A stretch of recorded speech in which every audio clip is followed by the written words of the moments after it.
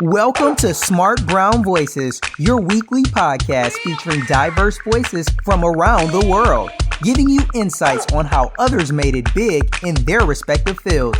Now sit back, grab a notebook, and get ready to be inspired. And don't forget to use hashtag #SmartBrownVoices to share insights, moments of wisdom, and things from the show that inspire you. And now, here's your host, social media nerd and technology activist, Mr. Mike Street. Hey, what's up, everybody? It's Mr. Mike Street. It's the end of March, early April. This is episode 80. Can you believe we got this far with this show?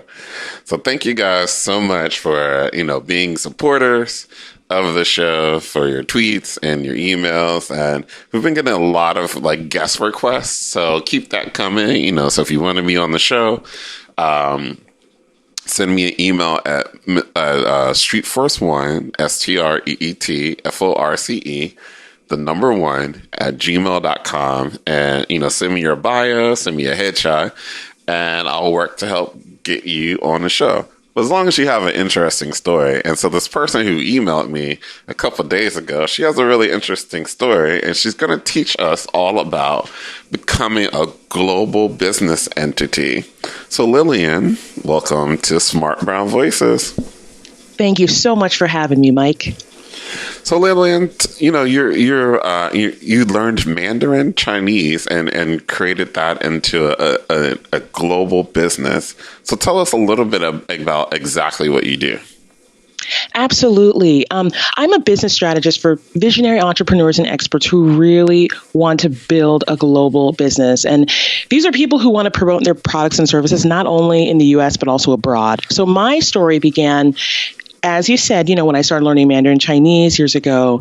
And with that long time interest in China, I eventually went out to China, studied there, studied abroad, worked there, and eventually tapped into an opportunity when I realized I could start my own business. I could literally turn my skills and expertise into a business. And so my first business in Beijing was actually an education, like a training center.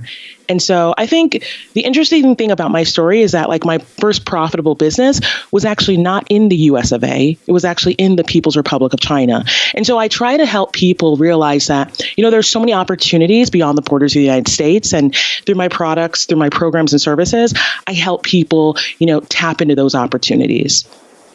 So what was the business that you started out? So you were teaching people, English? Absolutely. I was teaching people English because, it was funny. I majored in Chinese or East Asian studies when I was in college. And so, even when I was in New York, I would always go to Chinatown, and I would literally I was already helping people who had just recently, gotten to the United States with their English language, or, I was always in the Chinese community anyway. And it was funny because I eventually started teaching in China, and I was an English teacher at different schools, including international schools and even at private schools, training centers. And it just one day it dawned on me, it was a book that I read. It was The Startup of You by Reid Hoffman, the founder of LinkedIn. And I just, there are a lot of books that I read that helped me. And I just realized, once you can tie a certain couple of things, your skill or expertise or strength and what the market's really demanding, you can create an opportunity where you discover your inner entrepreneur and turn your skill or expertise into a profitable business opportunity. So I realized in China, there's a huge demand for, people who want to head to the United States, and I just tapped into that. Excellent. So I remember in your bio, it's you wrote the business idea down on a napkin. Why do you feel it's kind of important to either, kind of visualize? I know we've talked a lot about vision boards on this podcast and in previous episodes. But why do you feel it's kind of important to kind of visualize and manifest, your destiny? But in a way that you can see it and on something tangible or simple as a napkin? Oh, I love that question because look, and it's so funny how it all happened. I was drinking bubble tea in Chinatown, and I mean, at that point, I didn't even know I was kind of creating this statement and announcing it out into the universe through writing it down on a napkin. And I didn't even understand the concept of vision boards at that time. But I just remember being so frustrated with my job and like how I had this passion of returning to education and how I love so much to be in the business of training people. And I just was like, yeah, I just didn't know all the, complex, complicated ways of, making a fancy schmancy business PowerPoint business plan or anything. But I just wrote it down on the napkin in the way that I knew how. And I said to myself, this is so possible. I'm just going to do it. So I went on a one-way flight in late 2013 to China. I had nothing to be fearful of. I said to myself, hey, I speak Mandarin and I know I can find people who want these services. And that's what I did. And what kind of gave you that fearful, that void of fear, because most people would be, scared as hell to jump on a plane, go to a foreign country, and you're a lot more familiar with that culture, and you speak fluently, and so you can have you can communicate pretty well. But what kind of gave you that fearlessness to really jump on that plane and just make this big leap and switch? Yeah, I think it was just because, prior to that point, first of all, the fear was there because prior to that point, I had not seen anyone who looked like me do the sort of things that I was wanting to do. So start a business out there with no ties to Asia, no family, no relatives. So that's why the fear was there in the first place. But what gave me the confidence to just do it was knowing that I studied this language. I had friends from all these different places around the world who I knew I could, tap into for help and ask them questions. But I had that language underneath my belt because remember I studied that in college. So it was like, that also gave me the confidence. And I knew it was possible because I had heard stories of people who were expats who had done great things in China. And so, although I didn't know them personally at the time, I just held on to that belief that, it is possible. Excellent. So, so going global is really important for a lot of businesses. A lot of us that might be listening to the podcast, we have our businesses based probably here in the United States, and it's definitely a great opportunity, lots of costs.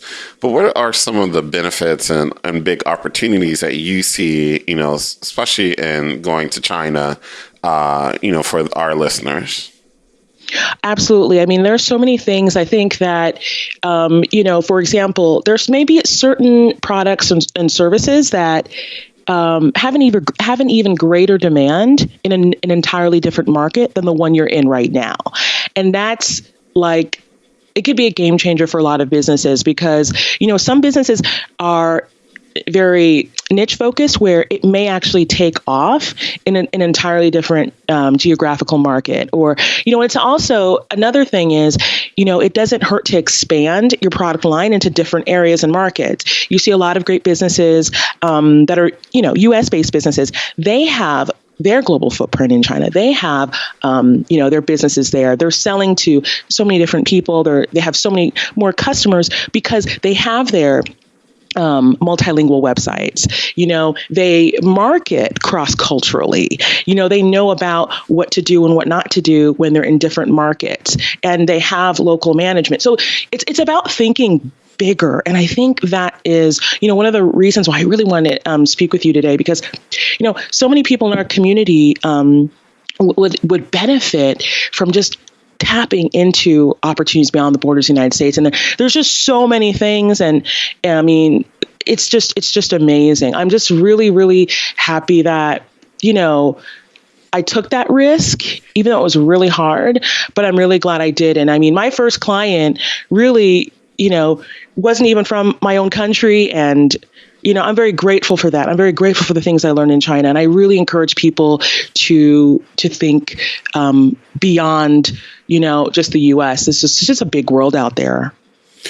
So for our entrepreneurs who are listening to this particular episode, what would be like your top 3 things that they, if they want to start, expanding out to China, what would be like the top three things you say, they need to get together? Like, you were talking about having a multilingual website.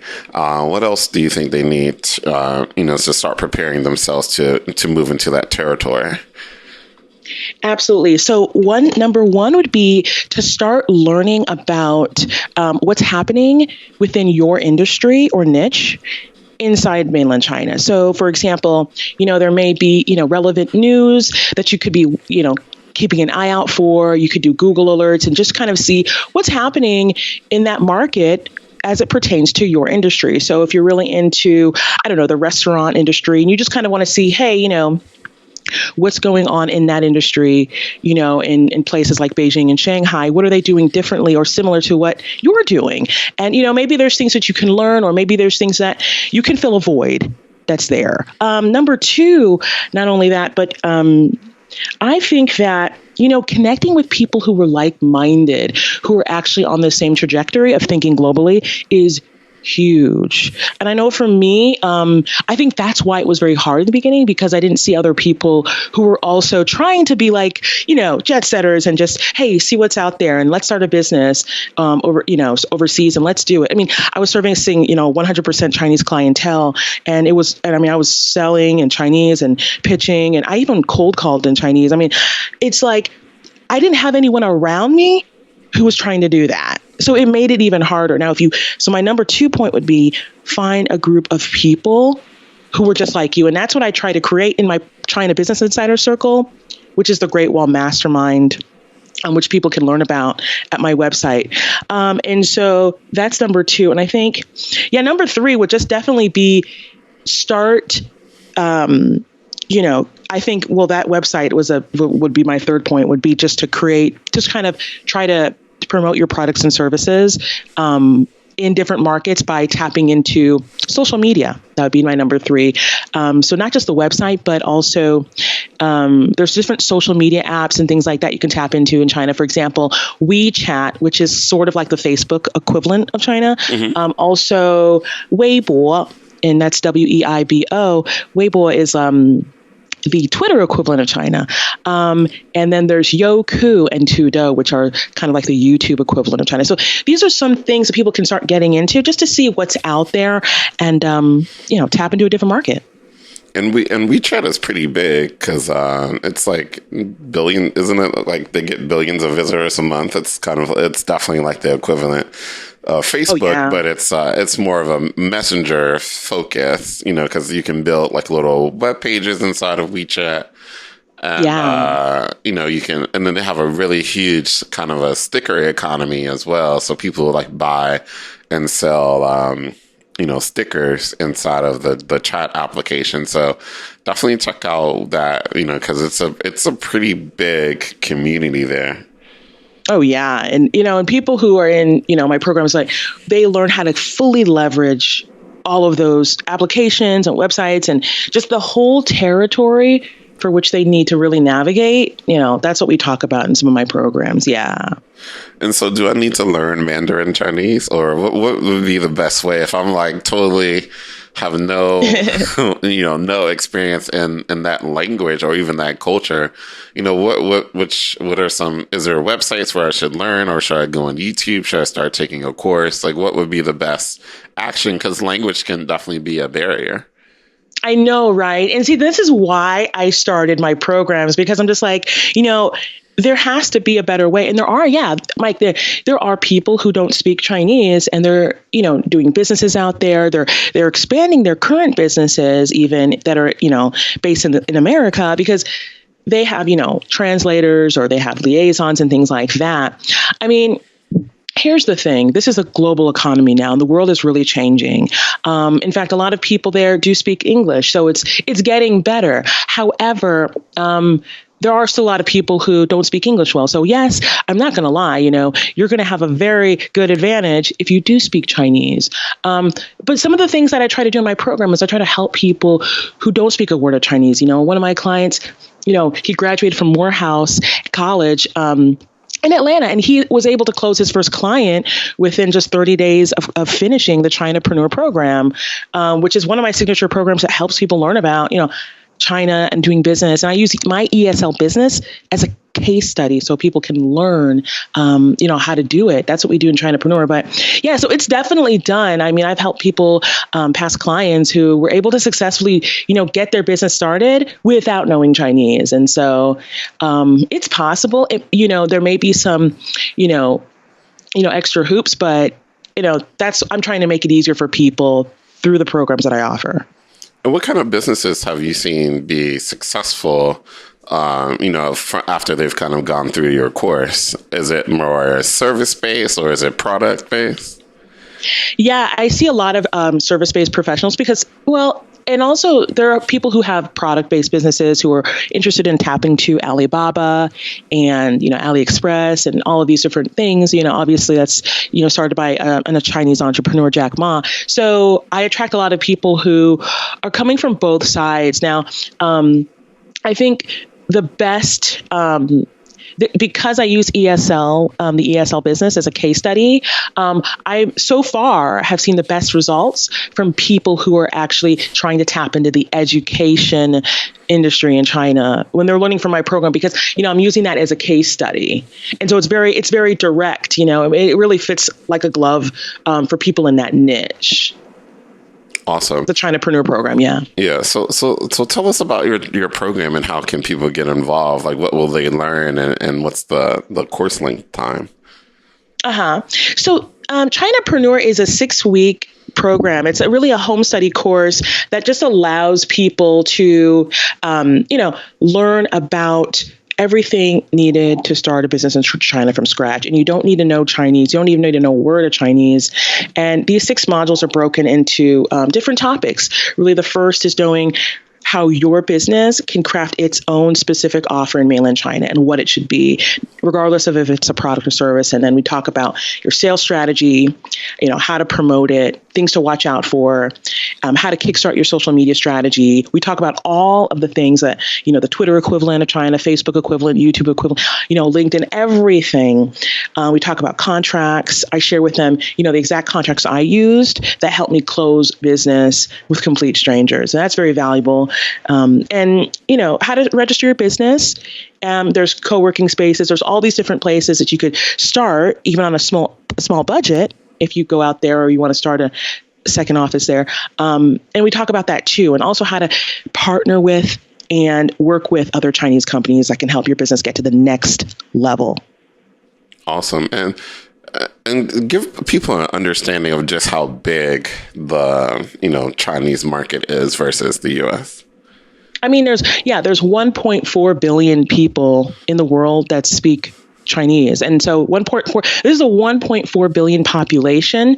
That's like, it's such a huge market. 1 in 4, 1 in 5 people in the world speak this language. You're starting to see, really the world is changing. You're seeing a lot of people come from that part of the world to the United States and invest in the U.S. real estate investors. I mean, there is so much. I mean, there's just an amazing opportunity. It's just an amazing opportunity, regardless of what industry you're in. There's people who work in other circles, business, real estate, finance, and I mean, they're very much looking at different parts of the world, including Asia. And so, yeah, it's definitely something that, I hope more people and your listeners and people in our community will keep an eye out for and will start to think bigger than just what's going on in the U.S. It's a big world out there. Awesome.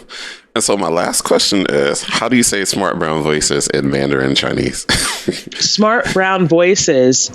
That's a great question because it's a very unique name. And so I wouldn't even know how to say it in a way that would, give you that kind of that brand term, but smart is 聪明, and brown is 棕色, voices is 声音. So if you wanted to get like a nice stamp and a brand name, you'd have to play with that and think about how you would want to play with that. But you have 聪明棕色声音. 聪明棕色声音. But you can think about that, and I'd love to help you. And hey, you may be in China someday having 1.4 billion listeners, Mike. Awesome. Well, Lillian, which is my grandmother's name, by the way, thank you so much for sharing all this really great information. And so, everyone, please, if you are interested in expanding your business, because you should, in 2017, all bets are off. Let's go overseas and start some businesses because, who knows what's going to happen with this exactly. You never know unless you try. It's amazing. Yeah. So give us all the websites that we need to visit, all the social media handles, everything. Everyone can follow me on social at Lillian Okoye. On Twitter, I'm on Facebook, I'm on YouTube, and that's Lillian with 3 L's and then last name Okoye. And that's also my website, lillianokoye.com. Awesome. So we'll make sure all of that is linked up in the show notes so that people can check it out. Please, support her Chinapreneur course and buy it because I think it would be lots of great information, especially for all you guys out there who have product-based businesses. One of the biggest retail days is not Black Friday anymore. It's like Friendship Day. Isn't that correct? Oh, yeah, absolutely. Yeah, that's a huge day for, buyers to come out. Retail. I mean, you have all these different. Oh, my goodness. It's a great opportunity. Great day to take advantage of. Yeah. Yeah. So, I mean, they're killing it on Alibaba with that day. That Alibaba is a, kind of an Amazon competitor, but it's huge. So definitely take advantage of all the opportunities and knowledge that Lillian has. So make sure you follow her. And we'll be back next week with episode 81. So we're actually going to be doing a special. When we hit our 90s episodes, we're going to revisit a bunch of Smart Brown Voices who have been on earlier podcasts who've actually become super successful from after being guests on our podcast. Some of them have gone on to host their own podcast. Some of them have got really great investments. So I'm going to bring back some of our really special guests so they can talk about how within the span of 2 years of being on this show that their business has gone from point A to point B. So we're definitely going to bring back some of our favorites like John Henry. We're going to bring Demetria back, because you guys love her and she did a great presentation at South by Southwest. So we're going to bring back Paul Brenson because he's been doing a lot of good things, and I really want you guys to get some updates from our guests. And when we hit our 100 guests, I'm going to try to get somebody really good. I'm working on it.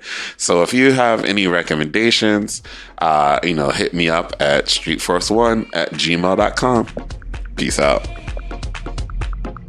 Thanks for listening to Smart Brown Voices with your host, Mr. Mike Street. If you like what you just heard, we hope you'll leave a review on iTunes and tell your friends and colleagues. Be sure to check out our archive section on our website for previous podcasts and make sure to follow us on social media. This has been a Mr. Mike Street production. Join us next time for another edition of Smart Brown Voices and be inspired.